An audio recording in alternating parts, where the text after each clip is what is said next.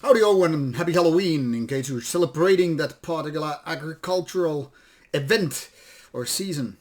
Now, this time is the time to be a little negative. Let's put it for Halloween's sake.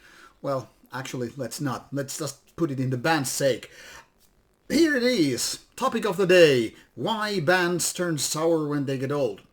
I get it. The answer is really simple. People get old, they get, big these kind of sacks under the eyes. They get weary, they get toned down, they get worn down, whatever the word is. I think we all know it. That's biology. The thing here is, so many bands during their first years, they have the energy, they have the passion. They haven't really yet not trodden the path before them. They're making the path as they go along. Maybe the first album isn't really good. They're just, experimenting with that and all. I mean, so many bands skip the demo phase, head on to the first album and make the mistakes with that. Or maybe they do a few demos and they actually do a rather okay album. The second one, maybe a little bit hit and miss, or maybe it's a good one already. But by the third album, by the fourth album, I guess, they're really like, okay, now we're nailing it. Now we know what to do and all that stuff.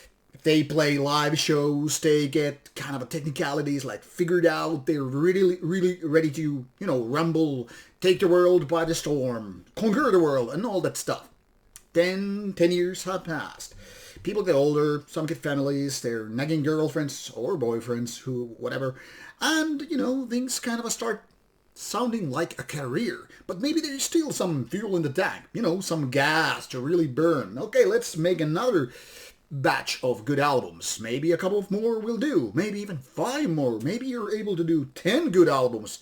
Even though the earlier ones now sound a little bit weird and you need to kind of have external producer, maybe a bigger label, gives you instructions which way to go and all that stuff. It becomes more like a safe and sound play, not so much experimental, not so much, going to different places, not so much, that rockstar mentality that was going on in the brain of 16-year-old you. Maybe it was 20 years, but the point remains the same. They're gone are the days of youth. And, things are more like, okay, you're approaching middle age. Maybe you're actually having a crisis of a middle age, 30th or 40th year old. Maybe you want to reinvent yourself. Maybe your bands need to be reinventing the whole deal here. Maybe you're just abandoning the first parts. Think of Metallica. First, Kill 'Em All. Whoa, what a trash album. Then, Ride the Lightning. Then Master of Puppets. And you get the idea. By Black Album, they were already like, okay, we've been 10 years in the business, now it's time to become behaving like an adult. But even though Black Album was pretty good and all that stuff, and then it's kind of started, diluting that old trash metal thing and started to do something else. Well, bigger the audience nowadays, more money and all that stuff, but still, it isn't really the same. But this video is not about Metallica, this video is about those bands, those old bands who have been here forever and feel like diluted versions of nowadays. I could drop a lot of names, but more particular, I want to drop names of those bands that have been here for a long time and haven't been really making their best albums past few years. Darkthrone probably did their worst album ever this year, and they have been here for more than 30 years. Iron Maiden's latest I haven't even dared to touch yet because Book of Souls was quite of a disappointment. But I don't know, it is mixed reviews, so maybe I will check it out some point. Cradle of Filth's latest album, also a band of 30 years plus. Really not getting that feeling. Carcass, new album, once again, 30 years and so, not really cutting the cheese. Okay. Enslaved, that has been actually quite good of a band even late years, though I'm once again sensing that it's gonna change. And the new EP they came out with this year, well, like, man, this is kind of far away from those glorious albums that have been coming out in this millennium past few years. And this new EP was like, what the hell is going on? And these are not all. I mean, obviously for every few bad ones, or say mediocre ones, none of these exactly are bad, which I mentioned. Except Darkthrone, I'm not really so sure about. But Carcass and Cradle of Filth and all that stuff, I mean, it's not bad, but it's not like giving me the chills. It's not, like making me replay the goddamn album. I mean, I gave a Carcass album, for example, a few spins, and I'm like, this is not gonna cut it. This is not the Carcass I kind of like.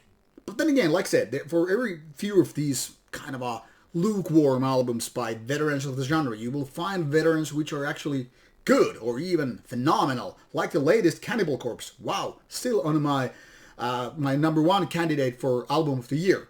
As Fuchs earlier on this year, I mean, it's an old man also. Well, strong album. Even bands like At the Gates were able to do quite convincing stuff and all that stuff. But my theory is here. Now that I'm getting to the point, like after 5.5 minutes, when the bands get older, they are kind of facing the very same question as people long enough, married, or people just, getting older. By the time bands are like 20 plus, I could even make a stronger argument about maybe 10, 15 years, but say active bands that have been here for like 25 years. Let's make this a compromise. They are kind of worn down and maybe they should stop playing. I know it's a strong argument and it probably goes against my so-called principles. But the point here is a lot of them are starting to sound like it's like food before yesterday. It's like leftovers which you just microwave for, I don't know, third time. And you're really like, okay, this pasta seems to be moving. It not because my hands are shaking it, but seems like these green spots, they seem to be walking around. Time to throw it to the trash can.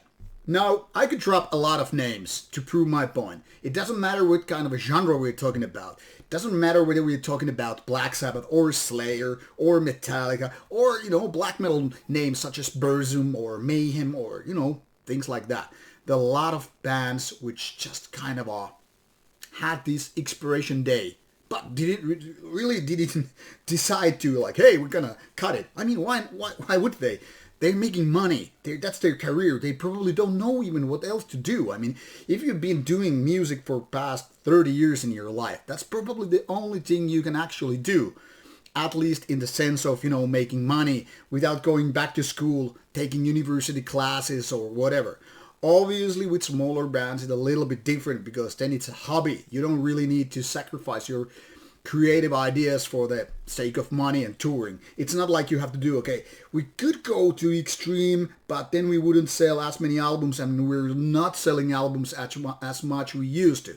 Like, for example, I read a recent Cradle of Filth interview this week, and this was about the latest album which just came out in a few weeks ago. And there was Cradle of Filth commenting, or Danny Filth was coming on behalf of Cradle of Filth that, by the time they reached the new millennium, basically he was mentioning years 2000 to 2010, the amount of albums being sold was like cut by 50%. And once again, another 50% by the time it was 2020 plus. So in terms of album sales, bands are, on decline. And they have to figure out new tricks. So, obviously, touring means a lot, but you don't really tour if you don't have good music, and you don't even sell merchandise if you don't really have good music. So, in order to tour, you kind of have to keep making more music, you have to make interesting music, and sometimes that means, you start rounding your corners and all that stuff. But it also brings us to the point, music gets diluted. For example, today I was reading, or actually participating on Rauta's Discord server about Rotting Christ. And it was kind of pointed out that early on, Rotting Christ did black metal. And then they started to change towards kind of a gothic metal. And, it was maybe more for a wider audience, but at the same time, it was also for a different audience. People who liked Rotting Christ for black metal suddenly felt nothing relatable in the music because it was different breed. Same goes for bands like Amorphis. I mean, the early ones, couple of first albums, death metal. By the time they got, more melodic and less extreme metal-like, they got probably a lot bigger audience, more success and all that stuff. But at the same time, people were disappointed. Same thing has happened with bands like Darkthrone. First, people fell in love because they did death metal. And then they started to do black metal. And some people like, boo. Okay, people found out them doing black metal. Like one of my all-time favorites, Black Metal Phase by Darkthrone. And I was like, yay, this is really, really the thing here. And later on, they started to change their style, reinventing themselves and all that stuff. And suddenly it was a different band. And I'm not even interested in that anymore.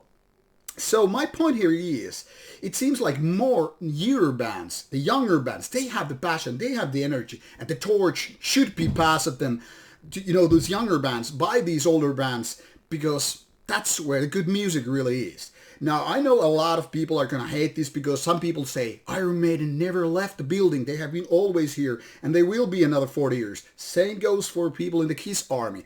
They're gonna say, yeah, they just make good albums, like forever, man. And maybe that is. Maybe for fans, that truly is that. But for us who are not just, kind of a blind fans, whatever you have them here. For us, it's more like, yeah, you changed too much, now go home. You're as good as your latest album. That is something that in many sports people are. I mean, it doesn't matter what did you do 10 or 15 years ago. If you haven't done any good albums past, 5 years, that doesn't really matter. So you really don't matter in that sense. You're kind of a has-been and the torch should be passed. Now, I would like to know you, dear audience, which kind of bands have failed you or which kind of bands have kept you going like, I still like the band, they never left the building. What are your favorites? What are your biggest disappointments? Let's discuss this topic and let me know. Thanks for watching, take care and bye-bye.